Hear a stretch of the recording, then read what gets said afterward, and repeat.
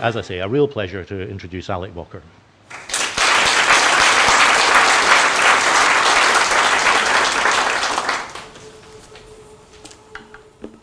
Thank you very much indeed, Norman. I thought we had an agreement never to mention that particular event again, but nonetheless, thank you. And it's a real pleasure to be here today at such a busy event. As you can see from the first slide, I'm planning to talk about communities and their potential. But I'm not going to pretend to you that I think this is a simple topic. Community life really is, and I'm going to look at this issue from 3 different perspectives. The idea of community was a crucial aspect of society throughout most of history. However, for large parts of the 20th century at least, it was all but abandoned in many areas of Scottish life, before becoming somewhat reinvigorated in the 21st century once again. But there are many different kinds of community, and even within communities there are, of course, complexities and tensions. If we can understand what makes a good organisation tick and what these tensions are likely to be, then we stand a much better chance of being able to revitalise them. So first, a little bit of history. I needn't elaborate on this about this topic to this audience, but of course if we go back 250 years or so, then life and community for many people in rural Scotland would have been inextricably interlinked. Of course, that started to end with the aftermath of the 1745 Jacobite Rebellion and then the subsequent Highland clearances of the 19th century. Now, there may be some of you who are thinking that that's a topic which is primarily one that has affected the west coast and the north of Scotland, but there are parts of Upland Murray that are every bit as denuded of their populations as the Strath of Kildonnan. So it affected huge swathes of the Scottish countryside. In urban Scotland, the situation was perhaps somewhat different, and I need to be a little glib here, but I think it's also true that throughout much of the 20th century, the great political battle was between liberal capitalism and socialism. And however you think that argument may have panned out over those decades, the reality is those 2 great behemoths increasingly began to abandon the idea of community as an appropriate way forward. So there were real challenges there as well. Did this have an impact on society? Well, it most certainly did. I've got here in my hand a little booklet which was produced by the Open University Press in 1974 as part of a series called The Problem Regions of Europe, of which, of course, the Scottish Highlands and Islands were one. Now, I know you can't read most of the numbers up there, and this little booklet is full of them, but to give you an example, at that time, unemployment in the UK as a whole was about 2.4%, and in the Highlands and Islands, it was about 7.7%. Of course, people thought that something needed to be done about this, and someone who managed to achieve a lot was this gentleman, the Secretary of State, who in 1965 created what was then called the Highlands and Islands Development Board, and today, of course, it's HIE. And I know that I'm not alone in believing that one of the reasons for the success in relative terms of this organisation compared to its sister organisation in the Lowlands is because they were specifically given a remit of community development, and many good and wonderful things ensued from that. Nonetheless, it was a very long process. If we move now to the 1980s, I've got another little archive here for you, which is this book, which was created based on a conference held in the early 1980s in Inverness, the idea of which was to explore energy opportunities for rural communities. Dr. John Twidell hosted the conference. There were 1 or 2 luminaries there. Kerr McGregor, later very well known at Napier University for his work in renewable energy. Malcolm Slessor, the economist. But I have to tell you that most of the audience were in fact, if not eccentrics, then certainly amateurs. And this was definitely not a mainstream kind of event. But nevertheless, there were some interesting ideas promoted that would eventually bear fruit. In the 1990s, a group of people met in the city of London, And they knew that they were all working with communities.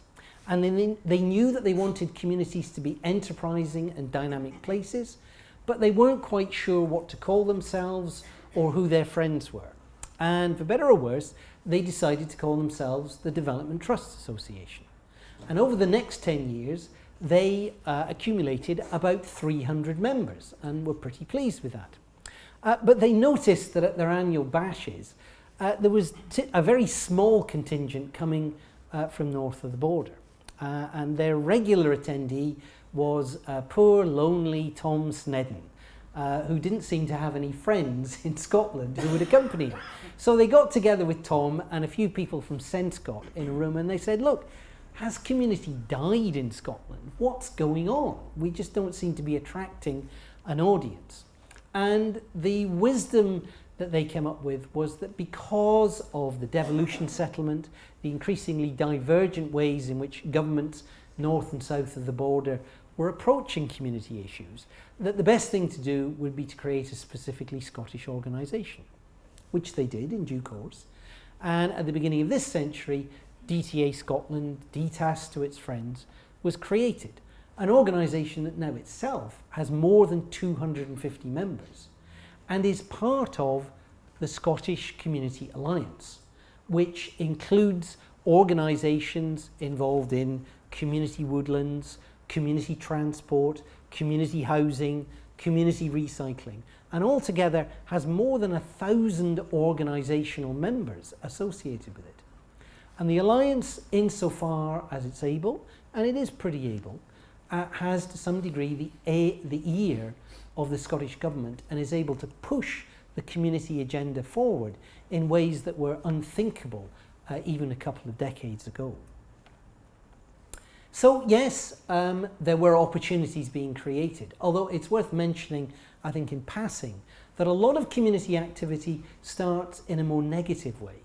Very often community organisations are created in the face of market failure. The village shop or pub or garage is threatened with closure and people get together and say, this isn't good enough, what can we do about it? But as speculated by Dr. Twidell and friends, energy projects also provide opportunities, and more recently there are big opportunities in land as well. This is one example. Storys Uist, that means the store of Uist if you prefer the English lead, over a dozen years ago, now created with a land buyout, 93,000 acres, and as I never tire of telling my jealous friends from south of the border, this is a development trust that you can see from space. And of course, the opportunities in renewable technology in particular continue to attract a lot of attention. Now, I know that you will know that this has suffered some setbacks in recent months and years. And I have to say, I think the current UK Conservative government's approach to this is lamentable and short-sighted. But nevertheless, for me, this is a bump in the road rather than the end of the road. And I have no doubt at all that there will continue to be many more renewable projects that communities will seek. Turning back briefly again to urban Scotland, this rather unprepossessing building facade is in Govan Hill in the south of Glasgow. It's the last remaining Edwardian bathhouse in that city. It's only about 2 or 3 blocks from where my own mother grew up in Queen's Park, and that's where she learned to swim many, many years ago. If you can move on to the next slide, that's one of the swimming pools behind that facade, and as you can just about see, it's no longer functioning. The building is in a considerable state of disrepair, but it's larger than it looks. There are 3 swimming pools inside it and an enormous steaming. And in 2001, when Glasgow City Council decided they were going to close it down, as they had closed all the other Edwardian bathhouses, the local community said, we're not having any of that. And they organised a sit-in. And then they argued the case over many, many years. And it took from 2001 to about a year ago before they finally got agreement to bring this property into community ownership, subject to them raising the very large sums of capital that will be needed to renovate it properly. I wish them all the best with that. But I think one of the things that's interesting to me about this particular project is that when my mother was living there, when I visited my granny many years ago, it wasn't so much that the world was black and white, it's that it was almost exclusively Caucasian. Whereas Govanhill today is a very deprived community, but it's a very ethnically diverse community with people from the Middle East, from Eastern Europe and many other parts of the world.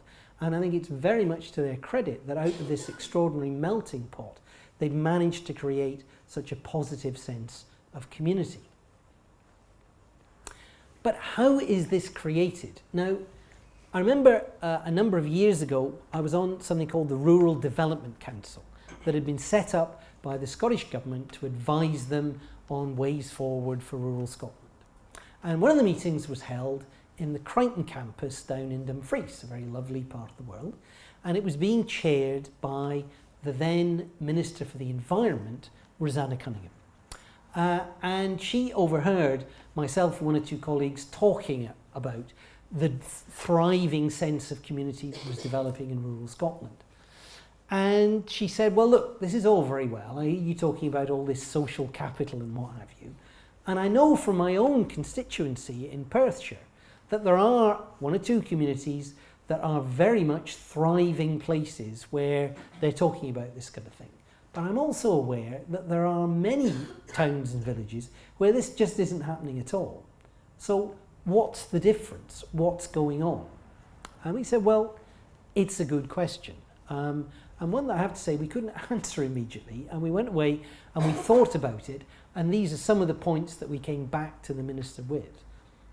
Particularly in the early days of community development, it was certainly about leaders appearing in an almost random way. People who were prepared to take the flak and stand up and be counted to drive a community project forward. But these were not simply entrepreneurs who were rushing around like a bull in a china shop. They were also people who were very able to bring their community with them. Of course, it was about developing appropriate organisational structures so as they could bring in funding, and very much about a focus on enterprise rather than just about grant chasing. Now, after we'd had that conversation with the Minister, a little bit later I was involved in a consultancy project called Investing for Community Benefit. And we came up with a more in-depth look at this, having looked at successful community organisations throughout the UK. Now, I'm not going to go through all of these individual points in detail. Hopefully you can pick them up from the video that TSI Murray is going to produce of the talks. But suffice to say, there were some key things that identified successful community organisations, which were partly about the skill and quality of the people that were leading them, and partly also about their ability to interconnect with appropriate stakeholders, grant funders, intermediaries, public sector agencies, and work with them and others to develop the projects that they held dear. So all of that was interesting to us and to see what was going on under the surface. But there's another tool that, as part of the talk I want to talk about now, which introduces a different perspective, which is about the tensions that go on within community. And this I've rather irreverently called Wood's Marvellous Matrix. And it's based on the work of a learned professor at the University of Aberystwyth called Michael Woods and his team. And they spent a lot of time looking at the dynamics of rural communities. And they come up with a matrix. And the matrix on the left-hand side has three categories that will be very familiar to you. The first one is, of course, residents, people who live in a community and have done so for a particular time. The second one are the incomers, the people who have more recently arrived to live in and participate in the community. And speaking as someone who has lived in Murray for 35 years now, I don't want to push my luck, but I'm hoping that one day I might find myself in the resident category. Who knows?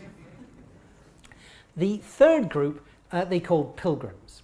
That is, people who do not necessarily live there, but who regularly visit it. Perhaps they're lucky enough to have a second home in the village.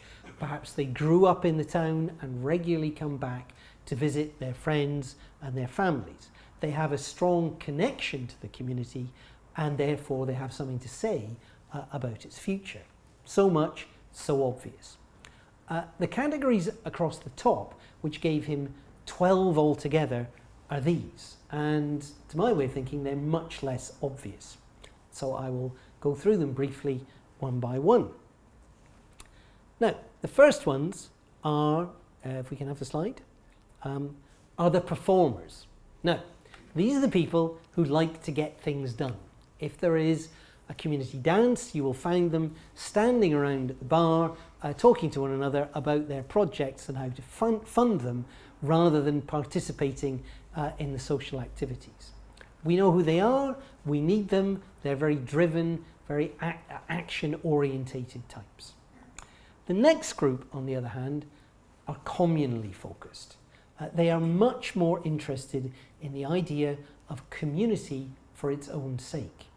And when the communal folks say, great, we must have a community meeting next week, the performers immediately march up to them and say, fantastic, what's on the agenda? What projects are we going to talk about? What new activities and ideas are we going to create some excitement for? And the communally focused people go, well, actually, we thought we'd just have a meeting to find out how everybody's doing. Now, you can see that there are sometimes tensions between these two types. But the reality is, of course, that communities need both individuals who will drive them forward and the people who provide the glue that makes communities stick together. Okay? But there were two more categories that Woods found as well. And the next one is partly for those of you who are lighthouse enthusiasts. There are some people, and there are grey areas here, I have to say, who are interested in the heritage of communities. They're what Woods called symbolically focused. And they can behave very much like the performers. There are lots of grey areas here. But their focus is not in creating something new for the future, but about preserving the past. And they're the kind of people who get together and want to maintain the culture, the building, the things that they think are symbolically important for their community. And they tend to be much less interested in some of the other activities. The fourth group is rather paradoxical. Who are the kind of people, you might be wondering, that want community for the solitude that it brings? Well, of course, amongst the pilgrims, there are people who will turn up in your village for a weekend and to recharge their batteries. They live in a city. They're not interested in your community meetings. Thank you very much for asking. They're there because they want to be left alone. And of course, if you think about it, there are plenty of people who live in your community for whom their watchword is let it be. And that's fine too. We all need, in different ways and at different times and to different extents, to find a little bit of peace and quiet in our lives. And understanding that that is what drives some people could be helpful. Now, if we move on to the next slide, this isn't just a list of categories. If you're a community activist, you can use the matrix to understand where support and opposition to a project might come from. So, for example, if you have a wind turbine project that you want to introduce for community ownership in your area, you're likely to find that the opposition is going to be strongest in those orange squares. That is, from the people who are either incomers or pilgrims, and most specifically, the ones who are looking for a quiet life. That doesn't mean that you should be ignoring their wishes, but what it does mean is that you can anticipate where the opposition comes from and try and engage with them in a positive way insofar as that's possible. Alternatively, if your project is about providing affordable housing, particularly for younger people, you're likely to find that support is going to be strongest in the green square there. and particularly amongst residents. Incomers may, on some level, sympathise with the idea, but residents remember the young people that grew up in the village and had to leave because of the lack of jobs or the lack of housing. For people who never knew them in the first place, it's much harder to truly empathise with that. And I think what this model does is it gives you an understanding why, despite your enthusiasm, when you have a great new idea for your community, you don't just have to put it out and then everyone will go, great idea. You've got to think much more carefully about the strengths and weaknesses of the project and who amongst your fellow citizens is likely to support it and who is likely to be against it and how you can try and finesse that. Okay, can we move on more and more? So I've talked a bit today about issues that are relating to community organisations that are up and running. But I do want to leave with a couple of brief remarks, the first of which is addressed to those of you who are maybe beginning the journey and thinking about how your community can be acting, but haven't really started that. So 3 things I can suggest. I think there's a bit missing on the first one. That's it. There they are. Learn from good practice. 20 years ago, there was very little of this to call on. Today, there is an enormous amount of it to draw on. So seek out people who will be happy to advise you. Be clear about your purpose. This isn't just about clarity of mind. It also might help you in the context of Wood's matrix to understand the strengths and weaknesses of your purpose and where it should be particularly focused. But don't wait for the right time. There are better times, there are worse times to start a community organisation, but there is almost never a perfect time. And if you've got a good idea, people will be drawn to it. And if you think it's worth setting out on, start it now. Don't wait. Finally, I want to make a couple of more general comments about the nature of community in society as a whole.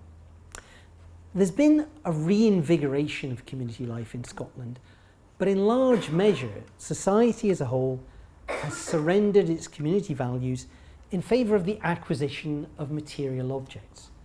Now, there's absolutely nothing wrong with the idea that people want to better themselves, but when we emphasise wealth and materialism to the exclusion of the well-being of our fellow citizens and their children, and to the detriment of human values, public discourse becomes degraded.